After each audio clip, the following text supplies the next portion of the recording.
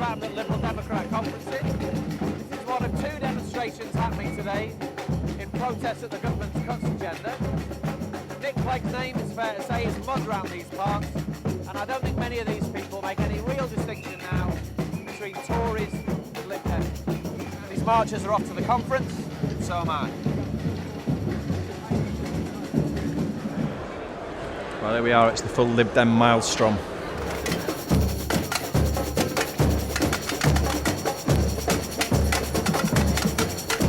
Mark your morale this morning out of 10. Probably somewhere about an 8. 7 or 8. Ooh, 8. I'd say 5.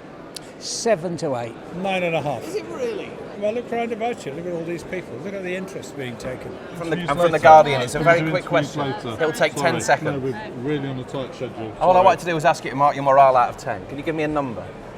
9, 10. Okay, you're a happy man. Thank you. It's the new Lib Dems, you see. A year ago, just breezed through the conference, grab them, and talk till the cows came home. And now they're surrounded by heavies.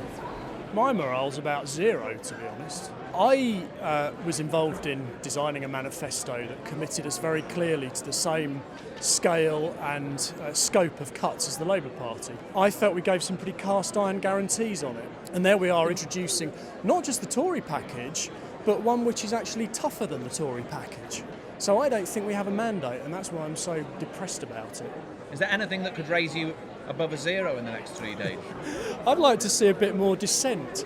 I haven't cheered Vince Cable on much over the last couple of years, but I was really pleased to see him speaking out on immigration. It's my view that if what we're doing is educating people about coalitions, as the leadership says, then they need to realise that there are differences of opinions in coalitions, and that doesn't make them any less strong.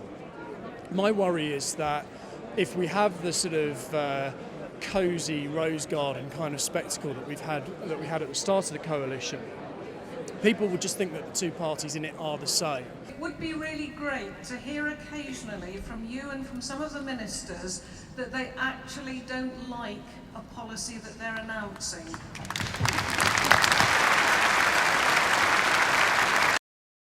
My view is this, and this is my view generally on life. If you're going to do something, either do it properly or don't do it at all. You know, if you're part of a coalition government, you are part of that coalition government. You own that coalition government. I mean, if you get in bed with a load of swivel-eyed free marketeers, you might as well turn into a swivel-eyed free marketeer. That seems to me to be an argument against exactly the sort of compromise and influence that 5 minutes ago he was talking up. A lot of this is really self-contradictory. It might give you a good sort of feeling for about 5 minutes, but it would do something much, much worse in the long run. It would destroy what we're trying to create, which is showing the country at large that doing politics differently, that coalition politics is possible. That is the big prize.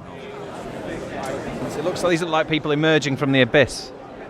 Whereas, of course, many would argue that's exactly where they're going. We've done a lot of time, working against Labour, working against the Tories, trying to get my gains on the council. And to suddenly, in a big Labour area, to suddenly get into bed with the Tories, it's just political suicide. You read The Observer this morning? I haven't, no. Your leader has said, in as many words, that he's not really that interested in getting the votes of disaffected Labour people anymore. Oh dear. No, I'd not seen that. It's a good job I hadn't. I would have cried over my breakfast, I think. I think I'm just dropped to 6.5. Wow. You wish you'd never met me. This, as far as I'm concerned, is a coalition of necessity, driven by the national interest. Your leader up there looks a little bit more enthusiastic than that, because that would imply some element of doing this despite perhaps some of one's instincts. Whereas when I see the people in the cabinet, they look a bit keener than all that. But listen, once you get into the cabinet, all is different, isn't it? It's that Jaguar purring up to the front door, and also the sense that they've been seduced. And also the sense that you are actually influencing events. Yeah, sorry we no, it's all right, don't worry. It's just nice to meet you again. Obviously afraid of being ambushed. So, I asked you how your morale was, and you said 9 or 10. Yeah. Explain that. High. Yeah. It is. No, morale's very good.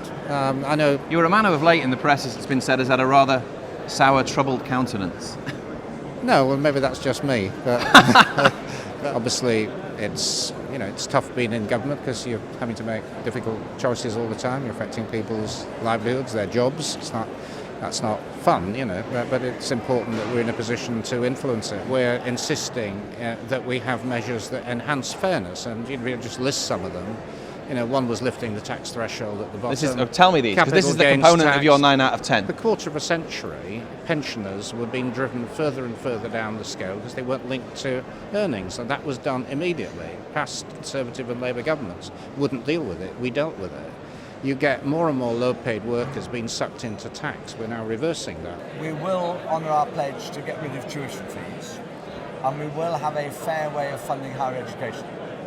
That helps poor people more than it helps rich people, because rich people pay more. But on that central question of what looks like a likely sort of decimation of large swathes of the public sector, particularly in cities like Liverpool, which is really going to hurt, the worry must be that that amounts to just window dressing. And as I say, the central direction of the government will be in a hack down the state, free market, essentially Thatcherite direction. Well, firstly, I don't think changing from tuition fees to a fair form of tax is window dressing.